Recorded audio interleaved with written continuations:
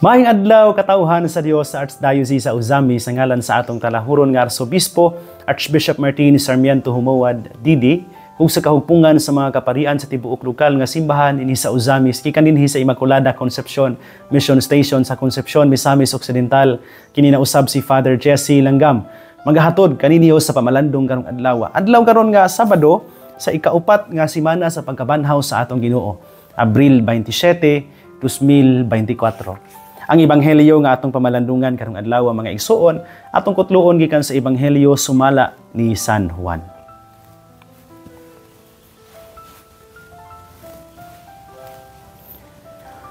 Si Jesus miingon sa iyang mga tinun-an, karon nga nakaila na kamo kanako, makaila usab kamo sa akong amahan.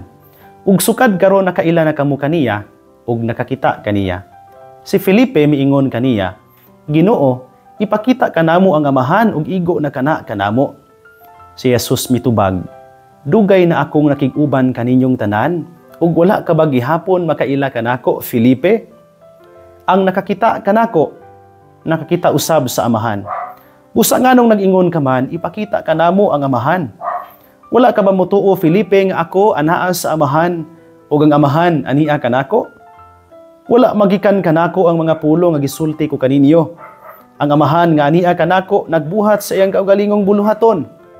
Tuuhin ninyo nga ako anaa sa amahan ug nga ang amahan ania kanako. Kundili panuo kamo kanako tungod diining mga buhat. Sultihan ko kamo.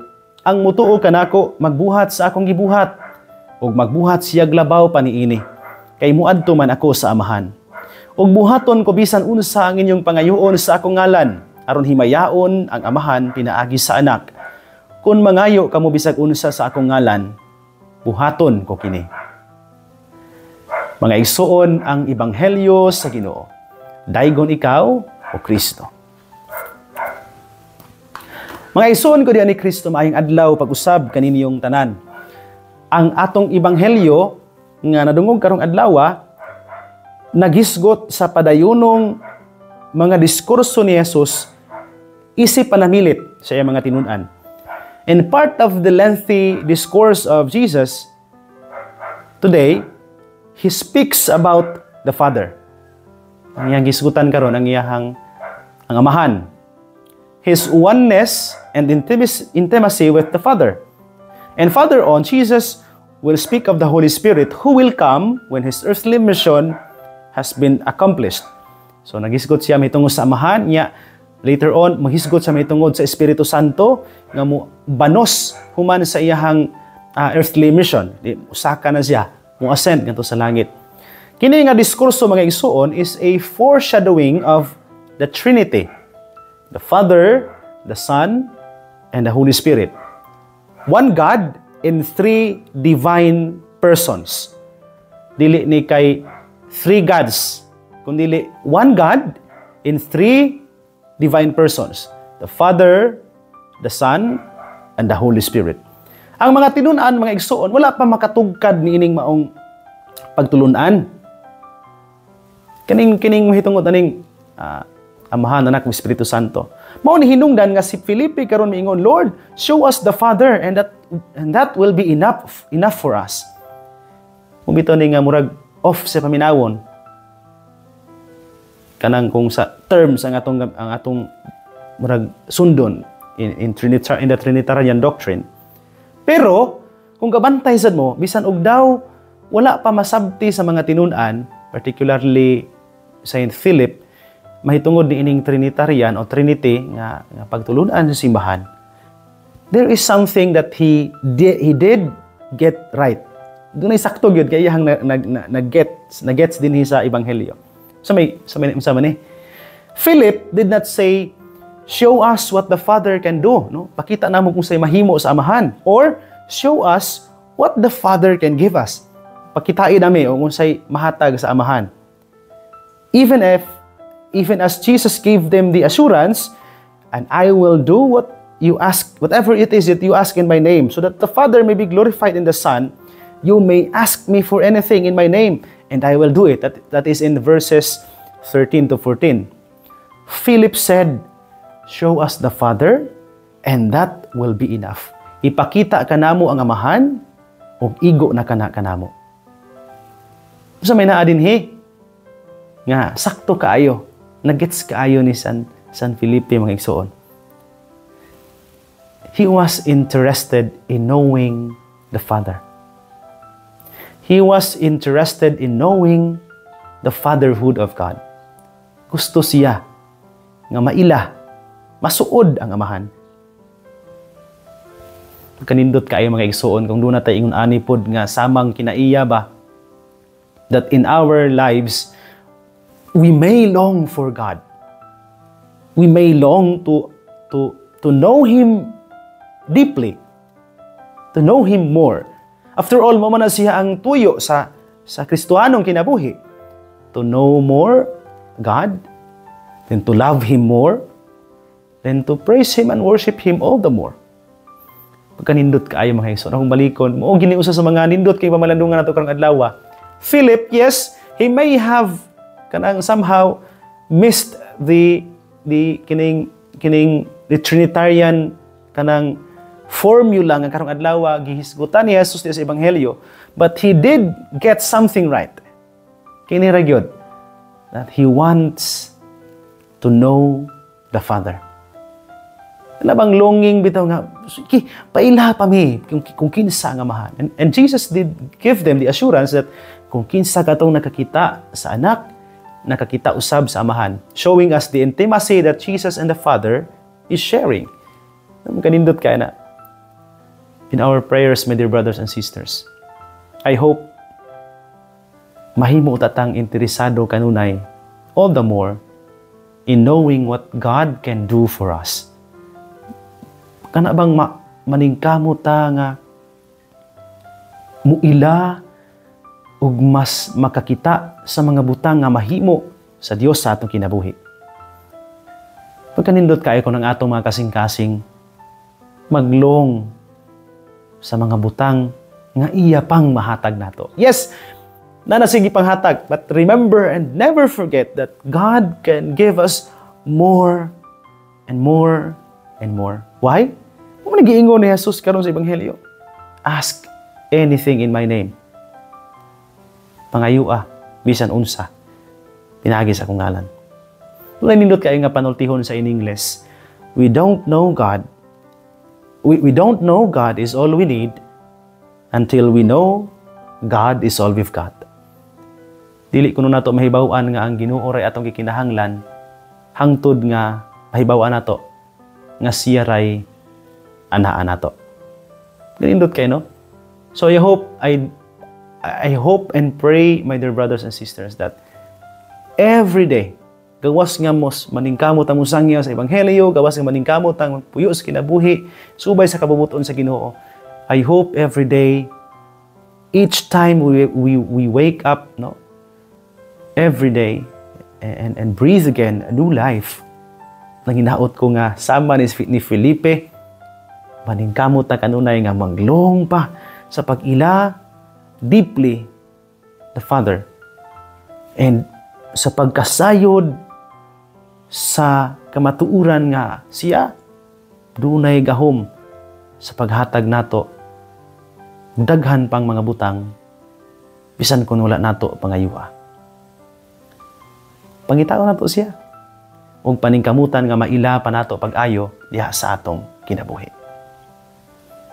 Mga igsoon ko diha ni Kristo dinhi na lang kukutob. Pasadili pa nako tapuson kining pamalandong, tuguti una ako sa pagtunol sa akong greetings sa tanan nga karong adlaw nagsunod nining atong programa. Kaninyong tanan daghan ug daghan kaayong salamat.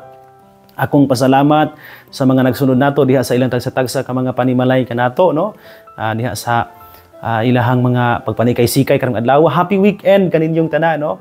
Akong greetings kang Sir Alan ug Ma'am Chris Lubitania, kang Sir Dado ug Ma'am Benny Canunio, kang Tatay Ben ug Rafael Yastosi and family, kang Kuya Archie Kati Angel Banjala and family, kang Paridaril ug Ate Rexen Stosi and family, kang Nanay Helen Novo and family, kang Dr. Lady Kuya Alvin Perez and family, kang Kuya Bugs Hisuler and family, kang Kuya Bibing Mendez and family. Salamat kay may buntag ninyo diha, no?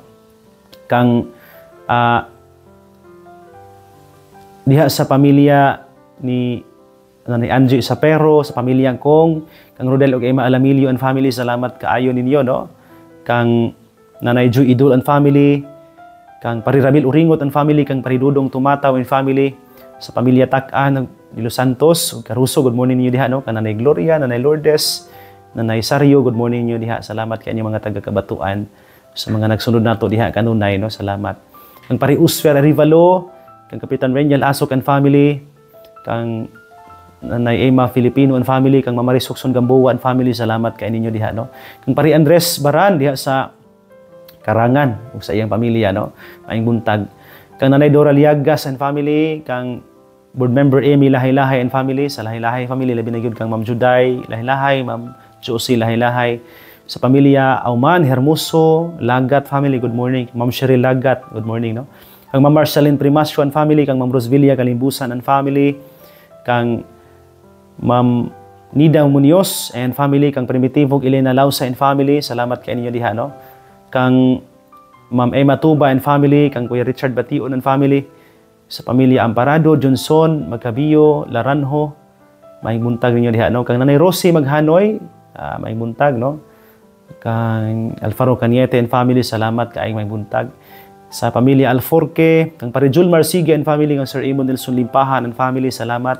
Kang Kuya Sanig at Timarites Waminal and family, kang Nanay Grace Ann Pangan and family, kang Ma'am Janice Sinilong and family, kang Tito Nick ug Ma'am Hinim Fasitaka and family, kang Jose Ege Jr. and family, kang Kuya Luloy Lumakad, kang Tatay Boy ug Nanay Konsing, may muntag niyo diha no.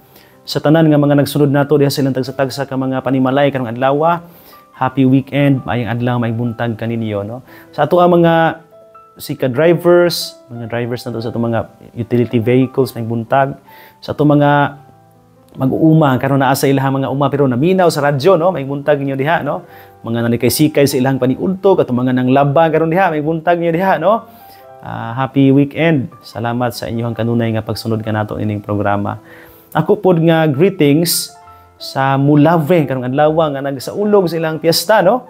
Happy fiesta mga taga Mulave, labi na gyud kang Father Michael Cabilion nga nagsaulog sa iya misaulog karong adlaw sa iyang misa diha sa Mulave. Tuwa dito silang Bishop Martino, pero sadly wala ta kaguyog sanglit dunay mga schedule din sa parokya. So, akong balikon, happy fiesta mga taga Mulave no. Sa tanan nga mga nagsunod nato diha, may buntag niyo diha. Ako pod nga greetings sa mga nagsunod nato diha sa TikTok, diha sa Facebook, sa YouTube. Salamat kay ninyo sa inyong kanunay nga pagsuporta kanato. Kang Mamili Lizel ug Julius Bungabong and family, kang Ati Cheche Iyap and family, kang Kuya Antonio Ati Allen Go and family, kang Kuya Ryan ug Ati Angging Oliveros and family, salamat kaayo. Dinhi po sa Concepcion akong pasalamat. Bisan kung layo na tanya, usahay walang signal pero dunay nanaaw pa nato gihapon dinhi no. Sa pamilya Razonable, sa pamilya Lucias, good morning niyo diha no, kang Tigorly Hinutan and family, kang Ma'am Rovilin Ikaw and family, kang Ma'am Elma Burungan and family, sa pamilya Gayula, good morning no. Sa atong mayura pod kang Mayor Jesse Vinia and family, salamat kaayo. Sa atong mga SB members pinanguluhan ni Mayor Vice Mayor Ronel Montipon, salamat kaayo. Kang SB Rudas, kang SB Ponce, kang SB Kabasag, kang SB Lumbay, salamat kaayo. Kang SB Tumagna, no, good morning, salamat kay ninyo diha. Ako pod nga greetings ug belated happy fiesta kagahapon adlaw sa Barangay Pugan, no. Happy fiesta ninyo diha, no. Mahal nga birhen sa kining Lourdes, no. Fatima, no? Our Lady of Fatima, salamat kay happy fiesta ninyo diha, no? Mga taga Pugan. Nga dito sad ko miyagi si mga adlaw sugod atong Huwebes dito sa baryo para sa mga misa. Ang greetings diha sa mga taga Marugang, taga Upper Dapitan, taga Newcastle, sa Barangay Lingatungan, taga Susuon, may buntag. Ya gikan diha dito pud ko gahapon sa Giban, Barangay Giban, may buntag dito sa Barangay Small Putungan, no? Salamat kay may buntag ninyo diha. So tanan nga mga nagsunod ning programa, taman sa maabot ni Sibya kaninyong tanan, daghan ug daghan kayong salamat. Mga igsoon ko diha ni Kristo din hinalang kukutob. Ayaw kalimot, ang pulong sa Dios ang ayan gayud nga pamation, pamalandungan ug paningkamutan nga mapuy-an. Bulahan ang tawo nga naningkamot magpuyo sa pulong ni Jesus, sama siya sa usa ka kahoy nga gitanom daplin sa sapa, Kansang mga dahon bisan kunting init dili gayud malaya. Timpo sa ting bunga, mohatag sa kanunay maayong bunga. Tigsuon, ugma na usab uban sa panabang ug pangamas atong mahal nga inahan si Santa Maria, atong gitawag mga misa-misnon ug ang Birhen sa Kuta, ang Dios sa kanunay, magapanalangin unta kaninyo. Sa ngalan sa Amahan ug sa Anak ug sa Espiritu Santo. Amen. Magamping ug magampo kanunay, igsoon.